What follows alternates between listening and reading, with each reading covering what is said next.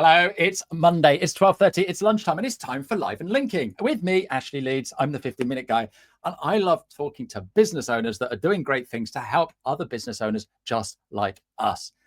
And we're just having a little chat in the green room beforehand. Are you busy? Yeah, I'm busy, really busy. We're both really busy. There's lots going on, isn't there? And I'm sorry to give this to you right now, but did you know there's only 6 weeks until 2026? Sorry. And he's like, oh my goodness, how do I get through all this? What am I doing? We need a little bit of resilience. So none better than to tell us all about resilience is my lovely guest today. It's Karen Ekstein. Hey, how are you? I'm good, thank you. How are you? Oh, buzzing, and thanks for coming in. Yeah, 6 weeks to go, Karen. Oh, scary. Oh dear, oh dear. Right, just in case anybody doesn't know you, tell us who you are and what you do, please, Karen Ekstein. So hi, yeah, I'm Karen Ekstein. So my day job, if you like, is I'm a business growth and resilience expert. So solicitor, but don't hold that against me. I help businesses, primarily accountancy firms and other professional services firms, manage risk, help their businesses be more profitable and resilient and sustainable going forward. Right, that sounds absolutely amazing, but what on earth does resilience mean? So the best way of describing it is helping you run a hurdle race with a smile on your face. So you've got a problem. How do you deal with that problem? How do you overcome the overwhelm that we all face every day? When it gets too much for you, what tools have you got in your toolkit to help you manage that personally and professionally? Awesome. And you're going to help us with all this. It just got me thinking of children in need. I don't know if you saw any of the children in need. You've got these children with they got a lot of issues going on, and they need resilience.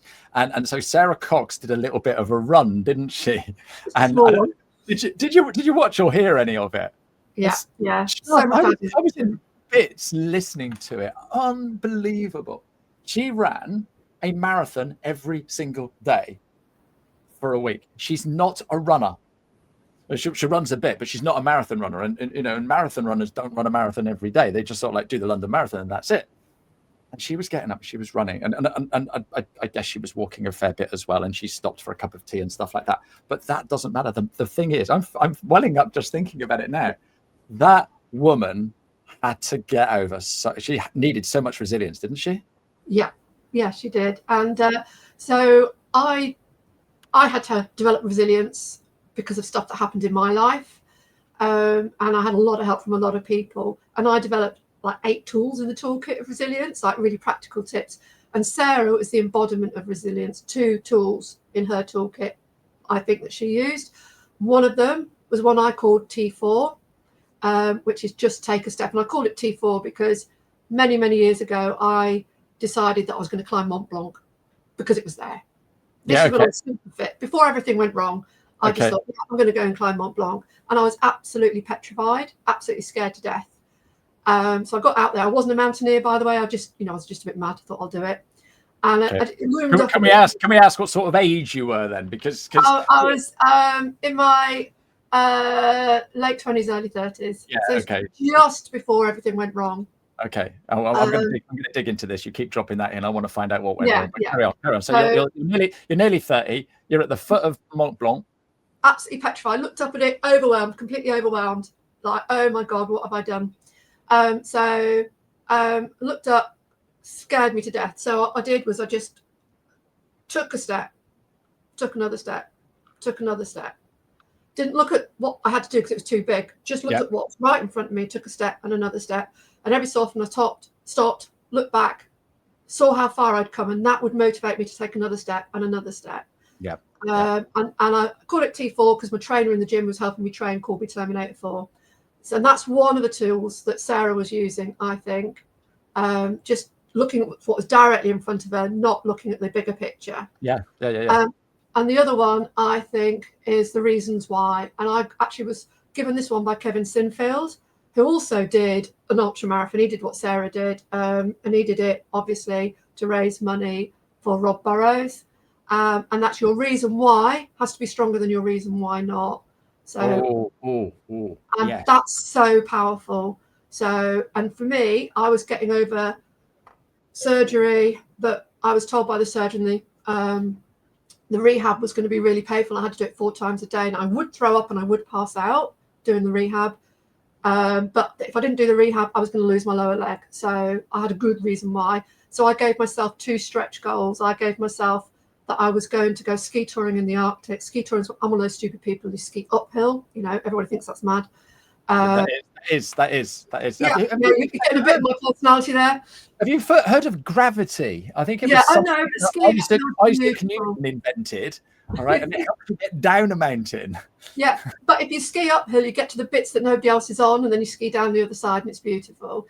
And I also gave myself the stretch goal of doing the Tour de Mont Blanc, which is a 170-mile hike around Mont Blanc, with steep ascents and descents every day. And I gave myself those 2 stretch goals, and that was my reasons why to do the rehab. And I think Sarah had obviously had a fantastic reason why. So you can see those tools in action there, and they're 2 of the tools in my toolkit, and I could see that embodiment with Sarah. David Cook's coming in, and he agrees with the reasons why, and he's got a great reason why. He's on my show next week, so thanks for coming on and saying hello, David. Okay, the elephant's in the room. I'm gonna. What happened? Why? What? You said your world fell apart. Yeah. So was it after you got to the top of Mont Blanc? What happened, Karen? So so early 30s, I had the world at my feet, brilliant career, super fit, super healthy, everything, everything went just a little bit mad, climbing mountains and stuff. Oh yeah, well, I was just, I just like to challenge.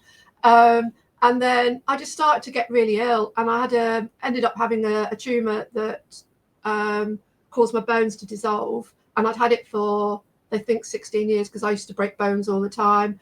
Then I ended up being diagnosed with 2 chronic conditions that I live with daily, and then I almost had my lower leg amputated. So long story, 30 operations in 20 years. Wow. So every time I had an issue, I thought I'd overcome it, and I was hit with another one and another one. And true resilience isn't overcoming one problem. True resilience is that hurdle race of problem after problem after problem and dealing with it. So I had to develop resilience, and I did, and it's made me happier, healthier, stronger. Wow. I'm the happiest I've ever been. Yeah, you look pretty happy, and I know you're a happy person, and I guess when you've had something like that happen in life, all right, there can't be much else that's worse than that. So every day's a bonus. And how many legs have you got? I've got 2 legs. You've got them both, but you could have lost one, you said. Why was that? Well, the tumor had basically caused my ankle to disintegrate to a point where they weren't sure that they would be able to save it. But I am a lucky person, and you've told me this story, but not everybody else. Tell us this story. This is incredible. I was offered experimental surgery. They said it wouldn't work because I was the wrong gender and the wrong age. Surgeon kept telling me I was too old, which is really nice. At what age were you too old? Well, this was only a couple of years ago, so that is too old. Sorry, over 40. Yeah. So how many times have they done this operation then? I was person number 51 in the world. Yeah, didn't you tell me that, like, you had so many? How many breaks did you have in your? Oh yeah, I'd gone to the hospital to say, I think I've broken my ankle. That's right. You walked in. This is it. Walked in saying, I think I've broken my ankle. and the woman looked at you and said, well, you haven't broken your ankle, you silly woman, because you wouldn't be able to walk in here. Yeah. I know everything there is to know about stuff. I've x-rayed people and Yeah, pick up the story. So you've hobbled in. They sent me away saying, they told me I was wasting NHS resources because I was asking for an x-ray. And then they called me back saying, you've got 31 fractures. I told you it hurt. 31 fractures. Yeah. But anyway, cut a very long story short. I did the prehab, I did the rehab, and the rehab was dreadful. 4 times a day, throwing up and passing out, but I did it. And then I ended up ski touring and hiking, did the Tour de Mont Blanc, which is incredible, absolutely fantastic, and I got my life back. But you need resilience, but resilience brings you so much, and it brings you so much in your business as well. So when I'm struggling in my business, which as a small business owner we all struggle, I take the tools out of my toolbox, and use them and put them back. So It really helps. Amazing. Elaine is just saying, wow. Elaine came on my show. God, how long ago was that, Elaine? That was a while ago. But she's got an equally impressive story about overcoming all this stuff. And you're sort of like, you're poorly, you've got this tumor, you're never going to walk again. We're going to have to take your leg off and all of that sort of malarkey. Hang on a minute. No. We can get through this. We can make something happen. And Elaine did exactly the same. So yeah, Karen, this is brilliant stuff. So I'm running my business and I'm having a crap day. But if I've got these tools, then I'm like, whoa, hang on a minute. I'm not really, am I? And I know what to do. So we've got the T4. So it's just one step at a time. And I've already forgotten the other one. So one is the reasons why. The strong reason why. Yeah, absolutely. So I've got that one. One of them is accountability and kindness. So I held myself accountable for my rehab. So I kept a little diary and ticked it off. But I was kind to myself as well. So remember, there's a reason why they say put your own oxygen mask on first. Yes. So I took a duvet day every so often. It was a day I couldn't do the rehab because I just needed to rest. All batteries need recharging. And I have an accountability buddy in my business for that very same reason. Hold myself accountable, but give myself a rest when I need to. So that's a good one. I can't run through them all, but look back in praise. So that's really important. We're all so hard on ourselves. So if you would praise a colleague or a friend for doing something, or your child, praise yourself. Yeah. We're hard on ourselves. And I find it really, really hard. I used to find it really, really hard to accept a compliment. And now I'll accept them. So if someone says, oh, you're looking really well, Karen, I'll go, thank you. Whereas I used to go, oh, no, I need to lose weight, or, oh, my roots need doing, or whatever. But now I'll just say thank you. Why do we do that? We're so hard on ourselves. So that's really important. So acknowledge your achievements. It's really, really important. If you would praise someone else, praise yourself, because your brain recognizes it. So there's a few tools in the toolbox. Another one is, which I think is really important, is practicing gratitude, which sounds airy-fairy. But actually, the way I do it is just when I go to bed at night, I make sure the last thing I think about is something positive. Even if it's, oh, I just saw a really cute kid toddling that morning, something like that. And the first thing I think about when I wake up is I make sure I think something positive, even if it's, oh, haven't I got a comfy bed? It doesn't have to be anything big or deep, but I sandwich my day with positivity. And you train your brain. I think it takes, is it 8 weeks for it to become a habit? Then your brain starts looking for positivity. So, like if you think of red cars, you suddenly see red cars everywhere. Yeah. If you think of, if you sandwich your brain, you don't have to journal. I don't journal. I always make life easy. So even like when I'm doing stuff with businesses, I make things as simple as possible. So all I do is I just make sure when I go to bed, I think a positive thought. When I wake up, I think a positive thought. Then, when I'm stuck in a traffic jam now, I love it because all I see is beauty around me, because my brain is now programmed to think positive. And it sounds really naff. I promise you, that's probably one of the biggest ones. It's so easy to do, and you won't even think about it. And then after a couple of months, you'll realise that you're just spotting lovely things. And it sounds really crazy, but I promise you, if you practice that, you'll see the difference. Well, you don't need to preach to me. I do it. I do it. I don't know if you see my post on a Friday. Yeah. I do a gratitude post every single Friday. And when I started doing that gratitude post nearly 3 years ago now, I thought, I wonder how people are how this is going to land. And I get people reaching out regularly. I love your gratitude post. Thank you for your gratitude post. What a great idea. I'm doing it as well now. And I often get tagged in posts. Oh, I'm doing this gratitude post thanks to Ashley Leeds. And all I do is at the end of the week, say what I've done and what I'm grateful for. And everybody comes on and goes, oh my goodness, your week's been busy. No, it's not been busy, or I'm always busy, or I'm always out. It's not. I'm just looking at the gratitude. Like you say, I'm looking at the red car or whatever it is. Yep. And my brain has been trained. And so, my kids will turn around and go, it's not, and I go, yeah, but da-da-da. Oh, okay. And for you could have lost your leg. Every morning you wake up and you go, I've got 2 legs. Yeah. And it's every morning I wake up, I've got a job to go to. You know, I bounce out of bed. My wife hates me because I'm just always so up. But because I'm looking for all the gratitude stuff. Yeah. And Yeah. so I journal. And right at the bottom of the page, I write, what am I grateful for today? And I'm just trying to think what it was yesterday. My wife's been away. All right. And she came back on Saturday, and I turned around to the kids who lived just up the road and her mother. And I said, do you all want to come up for lunch on Sunday? So she didn't know about this. And so we all had lunch together, and my daughter made the starter, my other daughter made the pudding, and we all went for a walk afterwards. How brilliant is that? And I was so grateful for that. So that's what I wrote at the bottom of my diary yesterday. And it's not difficult. It's not difficult. We do it in our business, so because what gets measured happens. So in our business, we're like brother and sister. Yes, we are. We've got so much in common.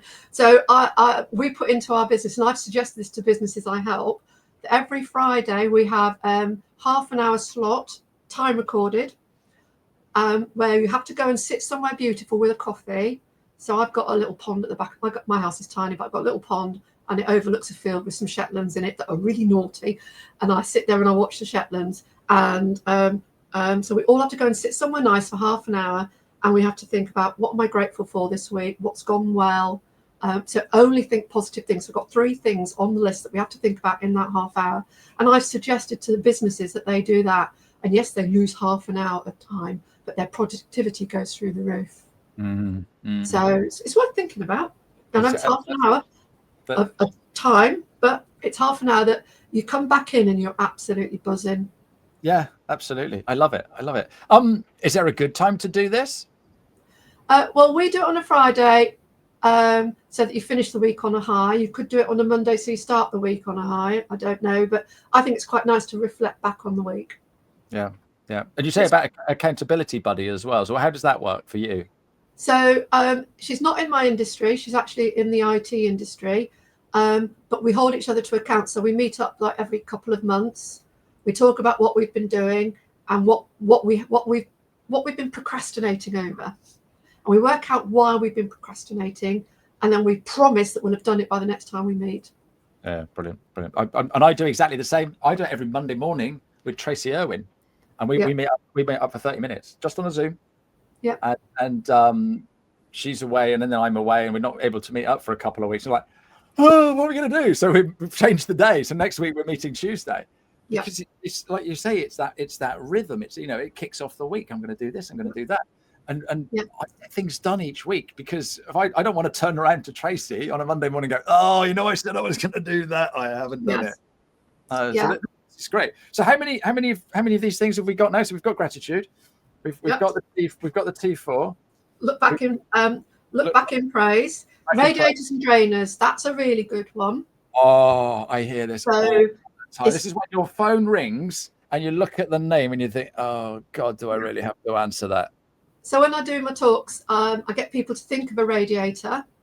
Yep. So people that are positive and exude energy. Guess what? There's 2 radiators on this talk at the moment. Absolutely. And then think, and you feel the energy in the room. And then I say, right, think of a drainer, and the energy drops. And so should do it the other way around, but it's actually quite powerful if you do it that way around. And then say, right, sometimes you can't avoid drainers, but wrap yourself in cotton wool if you are going to spend time with drainers. Be aware, and then don't spend too much time with them. And also, because radiators, we're programmed to want to help people, but actually, you're actually enabling a drainer. So actually, you're not doing them a favor. Drainers want to drain all that lovely energy from a radiator, and they'll drain it from you until you're empty. So you've got to protect yourself. So and there is a lot of science behind that. So try and surround yourself with radiators and protect yourself. Be aware when you're spending time with drainers, and protect yourself. Don't spend too much time with drainers. Yeah. Do you know Harry Potter? I don't read Harry Potter, so no. They have dementors. Right. Similar thing. And as they come in, they just suck everything out. They just suck everything out of the air. And it's like, I just totally get that. So if I've got, and I don't, but if I've got a couple of clients who are drainers, should I sack them, Karen? Well, that's a decision for you as to your business, but certainly you can protect yourself. So make sure that when you communicate with them, you put your barriers, your emotional barriers in place. Limit the time you spend with them, but you can spot them quite quickly. So when you're onboarding, I do a lot of work with people about onboarding clients, about thinking about why this client's come to you and should you take that client on. But if you have that client, is it a limited engagement or a long-term engagement? Think about it. Not necessarily sack them, but think about the cost to you of that relationship. Yeah, and this goes back to Sarah Cox's why. The why was to raise all this money for all those amazing children. So what is the why for having this as still a client? And if they're paying you, if they're your biggest client, they're paying you lots of money, that's keeping, your team involved. But if they are that much of a drain, do we really want that? Yeah. What's the bigger impact on you? There's financial benefit, but it's a bit like when firms have values, but then they let somebody not live those values because they bring a lot of money in, but the impact on the rest of the firm is very negative. So you've actually got to think about your culture and your values. I was working with a practice once who sack a number of clients every year. Yeah. Every year they sack a number of clients, and they're those that don't pay, those that drain, those are miserable, whatever. And the whole team is involved. Yeah. So I want to sack Ashley Leeds, and the whole team talk about it. Oh yeah, he's always so positive. He's always turning up in yellow. We don't want crazy people. But that firm is going to have a really great customer base, aren't they? Yeah. And then what's the benefit to the team? Well, the team then feel engaged and involved, don't they? They feel heard. So and think about your culture. So and your values. I mean, your values matter. So if your values are that you're going to only accept this behavior, and that person doesn't match your behavior, then what's more important to you, your values or the money? Yeah. So it's a big discussion. So I'm just going to. So Elaine reckons she was on my show in February, and she's saying life is great, so that's good. And David's taking away, complimenting himself at the end of the week, which is very inspiring. So yeah, absolutely. Right. So how many more have we got to go through? Because another one is no one is an island, so ask for help. So I used to be hugely independent. I was so proud of myself because I could do everything myself. Really proud of myself. But when I, at points in my life when I had to ask for help, and I love helping people. I absolutely love helping people. It's why I do what I do, in my job. I love helping businesses, seeing them thrive. Really get a buzz out of that. And then I just thought, so I flipped it, because it is about mindset. So I flipped it. I'm depriving people from helping me when I need help. So flip that in your head, and it is about mindset a lot. So, actually, by trying to do it all yourself, you are depriving people who want to help you from helping you. And when none of us can do it all on our own. So ask for help. It's actually mature, sensible, grown up to ask people to help. They will want to help you. And together we're stronger. Sarah had a team of 40 people helping her. Oh, she really? didn't try and do it on her own. She was doing the running, but there were a big team helping, and she showed that on the videos. We don't do it alone. We are a community. Yes. So and then another one which is really important is victim or survivor, and it's your choice, and that's really, really important. It's all about your mindset.